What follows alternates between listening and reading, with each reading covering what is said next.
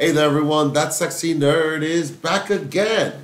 And I'm going to admit, I'm a little under the weather for you guys today, but it's not going to stop me from doing Puss in Boots. Man, he's doing Puss in Boots. He was, I know, I saw his review on that movie, and it's what inspired me to actually see the movie. And thank God he did, because, man, I'm so happy I saw it. I did a reaction to the video as well, so I mean, if you guys really want to see it, put it up there. I also have some shorts up there. I could probably put the shorts up instead because Universal is crazier. Like they make Disney seem reasonable. So yeah, I mean, the movie was fantastic. Probably the best movie of 2022. I'm surprised he does Puss in Boots though. Puss in Boots 2: The Last Wish. But not even the first one, nor did he do, honestly, what this movie reminded me of, Spider-Verse. Why wouldn't he do that? I guess we're going to find all that out when we watch the video. So please, smash that like button if you want to see more sexy and nerdy content. And subscribe if you think I deserve it. And let's do this thing, y'all. Way of water cracking over $2 billion. Yes, but we couldn't have done it without our chart queen, Charlene.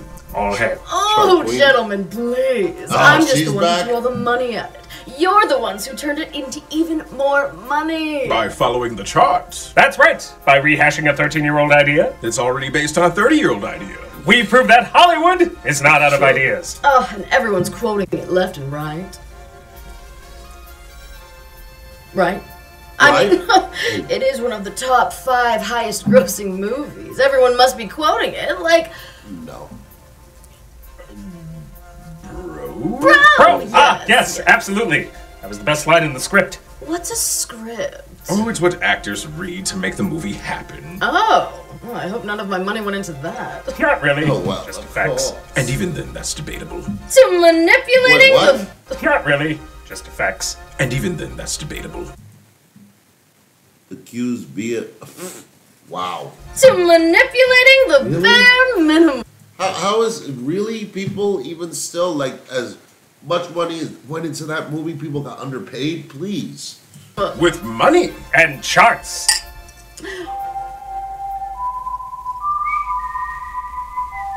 Yes. I'm sorry, who are you? Apology accepted. Excuse me, but this is a private celebration. There's the famous cats. Who made the other famous cats? Oh, you're a fan of our work. Oh yeah. You made the cat film that came out in December, right? Yep, that's us. The one that lasted in theaters well past expectations. Nope. On the money. The sequel to a film over a decade old that nobody knew they wanted. So weird. You flatter us, Mr. I'm sorry, what was your name again? The film everyone's still talking about. Not Wow. Everyone. Memes all over the internet. Yeah. Lines being Seriously. referenced left. Hey, you want to see something cool?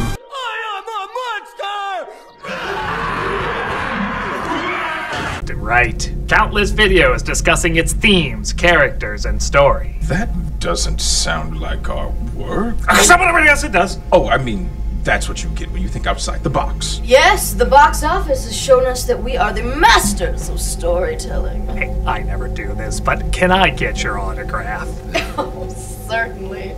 Do you have a pen or something, person who used to be standing right in front of me? Hey, where do you go? Sign right here. Oh, you accidentally brought the wrong one. You meant this. Oh, well, look at the time. I've got to be terrified somewhere else. We too have a 5 o'clock pan shooting. Go, go, go. We gotta get it. Come on.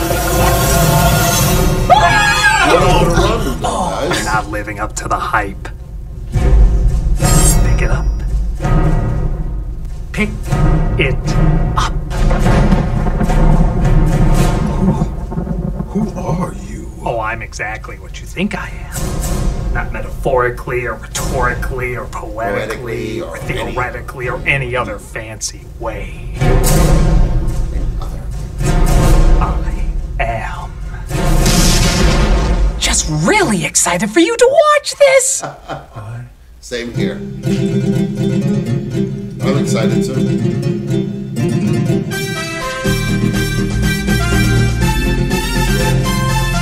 For some reason, when this movie came out, everybody was comparing it to the show Velma.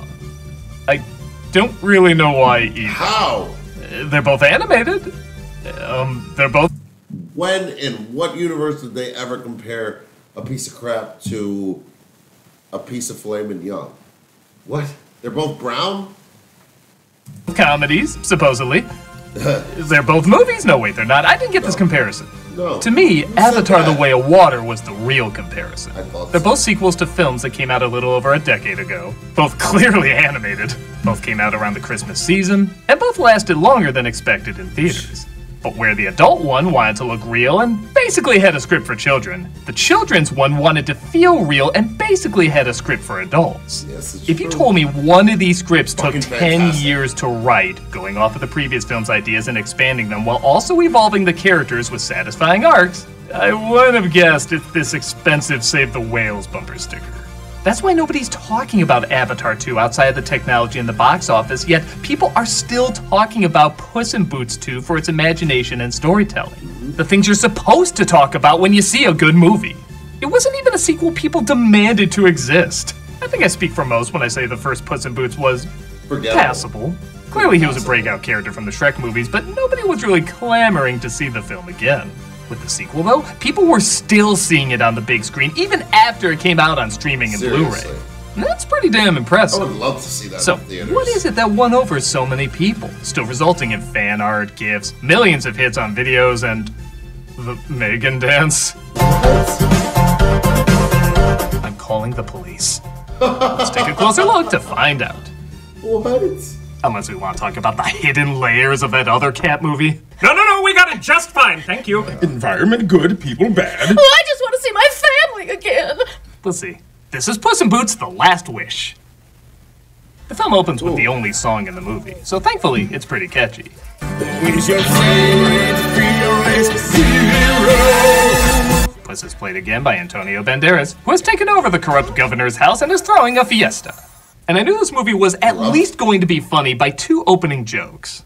One being when a father lets his son's face get stepped on by Puss's boots, He stepped on my face. And we will never wash it again. and the other being when the governor returns home, resulting in this line. Welcome, mi casa es su casa. No, su casa es mi casa. That is so clever I want to stalk it online so I can obsess over how much better it is than me. It's funny. I'll admit, at first I thought this intro was great, but a little pointless. Like all I wanted to do was show off a cool action sequence. Whoa, A it's friggin' very giant serious. shows up out of nowhere and never returns. But watching it again, it does show how reckless Puss is with his life. Yep. He's helping others, which is great, but he's also clearly addicted to the thrill and the attention. And it's really funny, you still could have gotten the same point across with him losing the lives across the way. They could have done this in medias res and said that, like, hey, you just lost your life. You just woke up. What the hell, man? What are you doing? You can see why Death would be so pissed watching him be so careless with He's what literally he has. there. Which, by the way, Yep, there he is. damn it, this movie's good! I guess I should also address the animation up front, as it's very different from the other Puss in Boots and Shrek movies. The designs are pretty similar, but the textures have more of a painted look and it constantly skips frames, meaning there's fewer motion blurs or smearing as it's sometimes called in animation, Nice. and often joked about in memes. I've seen What? people split on this, and honestly, I didn't know if I'd be into it, but I grew to love it real fast for two reasons. One, it looks more like a fairy tale illustration.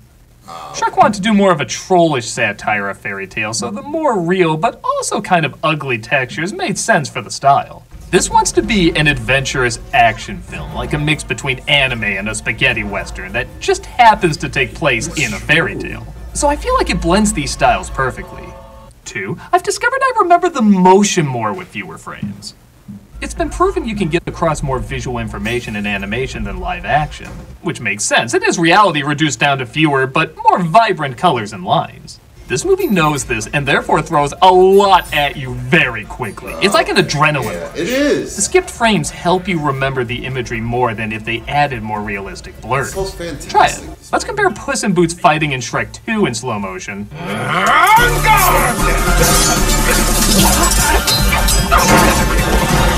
compared to Puss in Boots here in slow motion.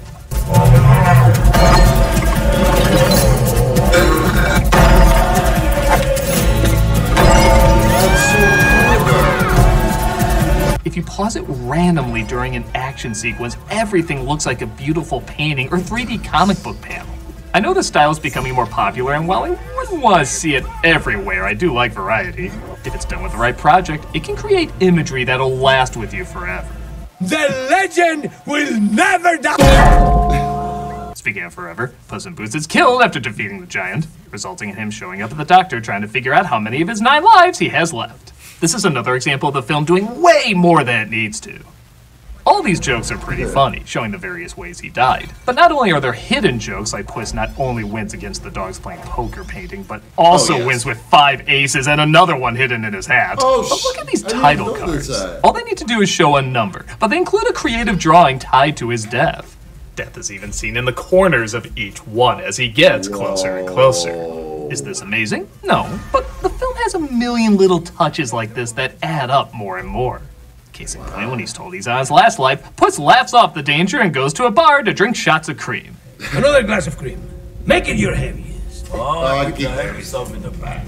That's funny enough, but have you noticed he has 8 glasses empty? And he's drinking his 9th just as Death walks in? This whole movie feels like Eddie Valiant's desk scene. I just love how much they're sneaking in without you even being aware of it. I didn't even notice any of the shit. Hat, the feather, and of course, the boots. That's Wagner Moura as Death, doing one hell of a job giving this creepy-ass thing a creepy-ass voice.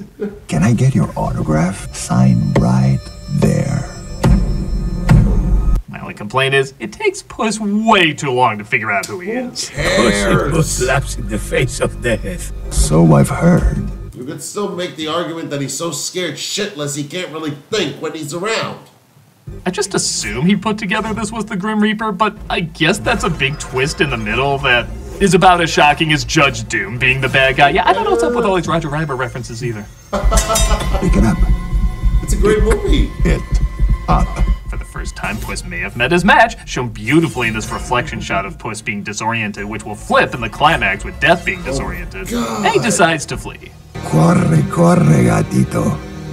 Now all they have to do is show him going to an old cat lady's house the doctor recommended when he retires. One shot, easy. Instead, it's shown to us in this cool way.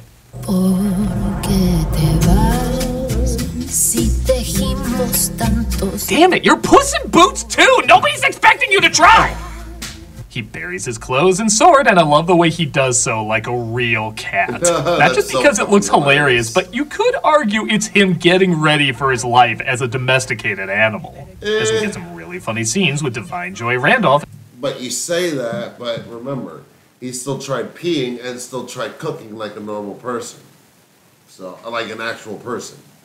So, I don't know. I really don't think so. I think that was just a joke. As the weird cat lady. This is my home, and now it's your home too. Your forever home. And we're shown the equivalent of a retirement home for cats he ultimately surrenders to. You're a talking cat? I'm a talking cat. Let's talk. Okay, so if you're like me, you got your Olaf from Frozen 2 cross and Gurgi from Black Cauldron Holy Water, but Perito, played by Harvey Guillen, admittedly does walk that line, but never crosses it.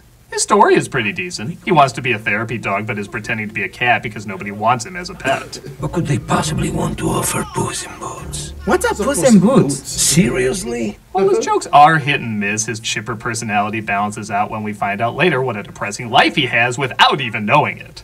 We'll get to that a little later, but I don't think I say this often. I'm pretty sure this comic relief wouldn't have worked if they didn't have the dramatic moments. Yeah, so actually. Drama, 3 bears led by... You know why? I think the annoying ones are, they don't have too much negative going on in their lives. Think about it. Olaf doesn't. He's just innocent and enjoying life, then he's just born with life, and sometimes that can just get pretty annoying.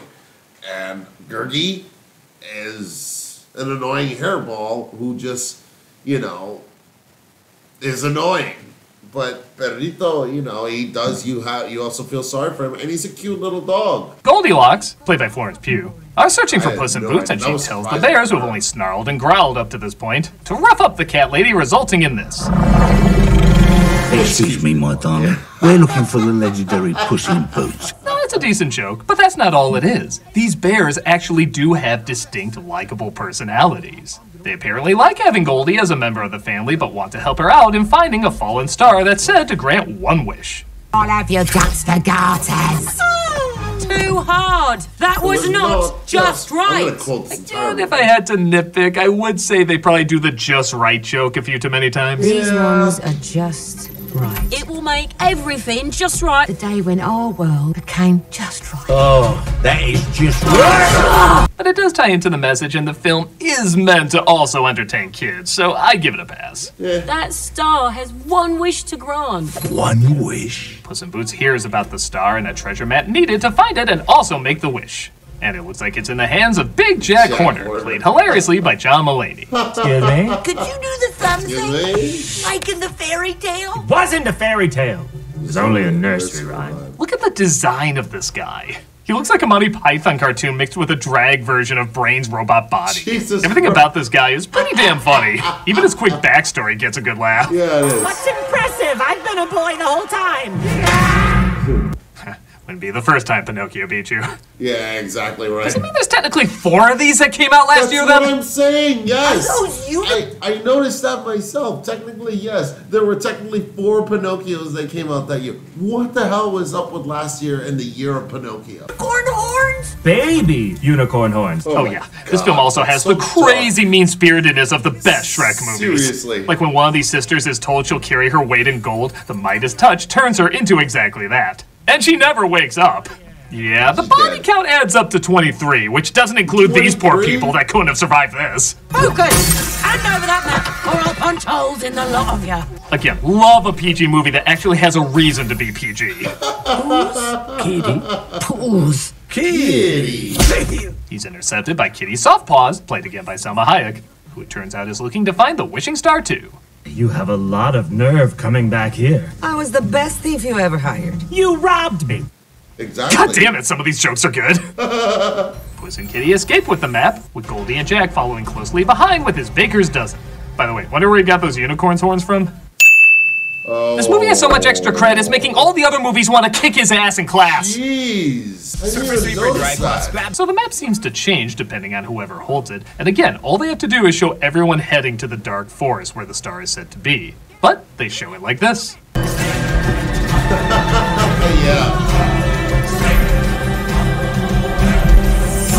This film is trying to take those end credit collages they're trying to make the film you just watch look better and actually make the film better with it. Yeah. They enter through a portal to get to the dark forest, but just like the map, the forest seems to change depending on whoever's holding it, reflecting their emotional stability or instability. Why does he get the good ones? Wander the fields of quick and easy solutions and arrive at the star. How every kid thinks being a YouTuber works. Like I mentioned, sometimes the messages can be a little hammered in. Don't rush through it. Take your time and really appreciate what's right in front of you. You could tie this into him wanting to be a therapy dog and calm people down. But B, it gets to the harsh stuff fast. Oh, yep. Right Perino here. says he doesn't want to make a wish because he's so happy with his friends and family. Where are they, you might ask? Well, they're playing a very holy shit version of hide and go seek.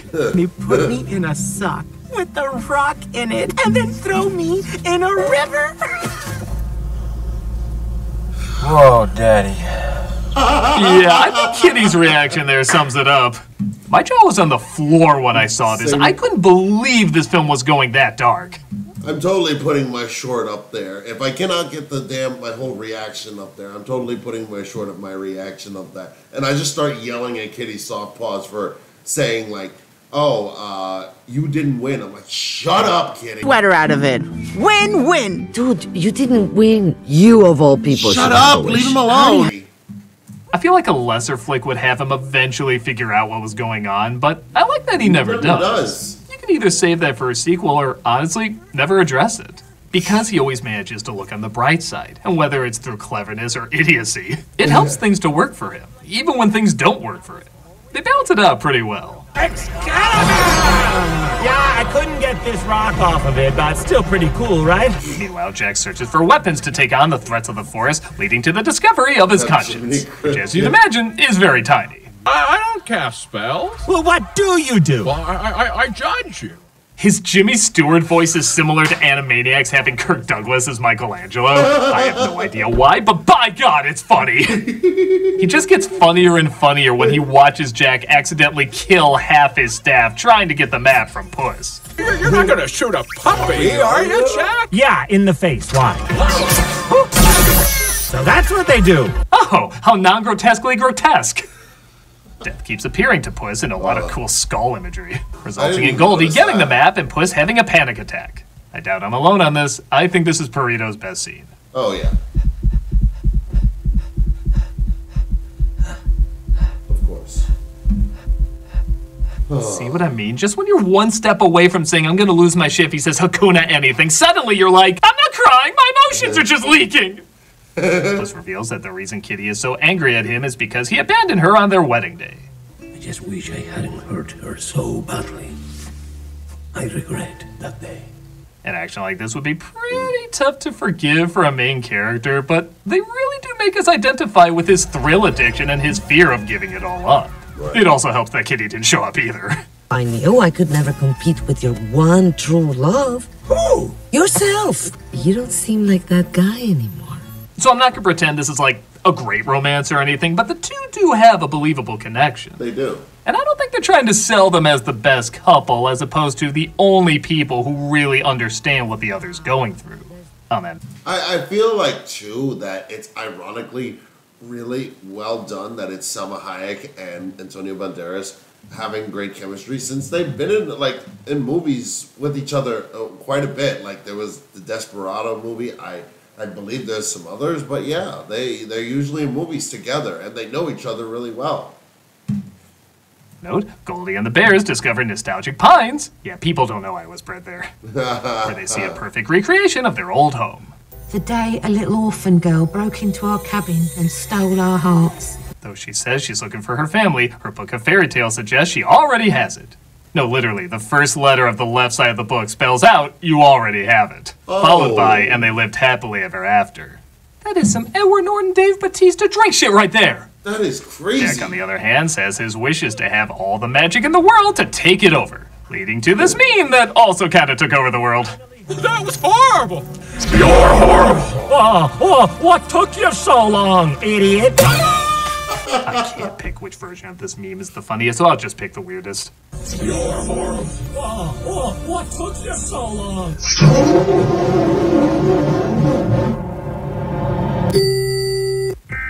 Oh, jeez. Right? Pretty goddamn odd. The cats get the map back, so but it's snatched away halfway through transforming, giving way to yet another creative action sequence.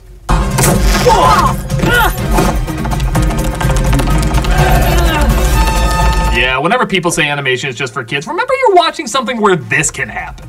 You can't see something like this in live action. Or if you can, you have to use CG animation. That's true. But whatever, it's all just to babysit your kids. Yeah, screw it. If those are the only options, I'm not going to choose to be a boring, miserable adult. I'm going to choose to be a happy, interesting kid. There you go. The cats get the map, but the bears get Burrito. Just as Puss gets caught in a cave having an existential crisis with his past lives. The proper party now that all 9 of us are here. Yes! You know what? I love you guys. I kind of feel like he's talking with his younger years. Like, these are his carefree college days. Yeah. Like, I can totally see them recreating Jackass while on Pineapple Express catnip. You will always live a life of fear. Death reminds him his carefree days are behind him, though, as the end is near. And because he never valued what he had, he's gonna take his last life early.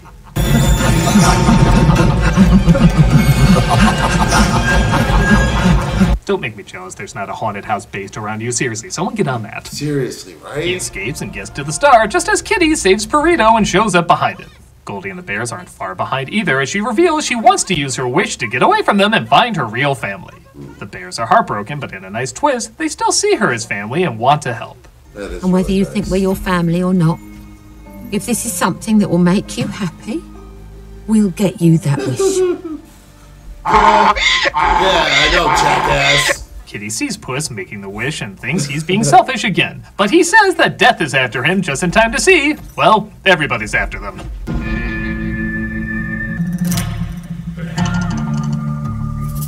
Now, this is clearly a send-up to the good, the bad, and the ugly, which the film takes a lot of inspiration from. And on top of another great action sequence, Goldie gives up her wish to save her true family. Like I told you, baby! You're the smash, I'm the grab. Yes! And if you've noticed, her appearance reflects that. Her clean, multicolored look becomes more muddy and brown the more she realizes she should probably stay with the bears, thus looking more like them. This movie might be too good. It needs a MODOK or something. Put MODOK in there. Carito says he doesn't need a wish, as one life is more than enough for him, which death comes to put to the test for Puss. This time he doesn't run away, though, as he finally has something of value worth fighting for. Lives flashing before your eyes? No. Just one. The one where I got it on with Kitty Catswell. Who I'm not topping that!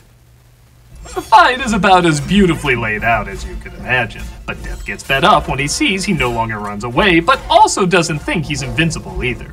I came here for an arrogant little legend who thought he was immortal, but I don't see him anymore. But that could be because I'm colorblind. Everything looks red to me. What color are you? I'm looking for an orange cat. Are you orange? Jack Horner comes back, though, after turning himself bigger, and at first I didn't like that everybody else had an arc aside from him. Like, everyone can find the way except for this one a-hole, I guess. But firstly, you could argue there just aren't enough remaining years for him to convert. Like, maybe someone could change, they would just need several lifetimes to do it. But second, I kinda miss animated villains, they're just straight up evil. Right? Yeah, I like sympathy for my baddies, but since we already have antagonists who are relatable at this end, it's been so long since we've had an animated villain who's not a surprise or misunderstood, he's just plain mean. I've opened up to him more. You go to hell, Jack Horner. You go to hell and you die. Consider this my resignation, mister! Math is destroyed, so the star is destroyed, and everyone goes home to their newfound families. Except the bug, he still gets shit on. Hold still. Not really.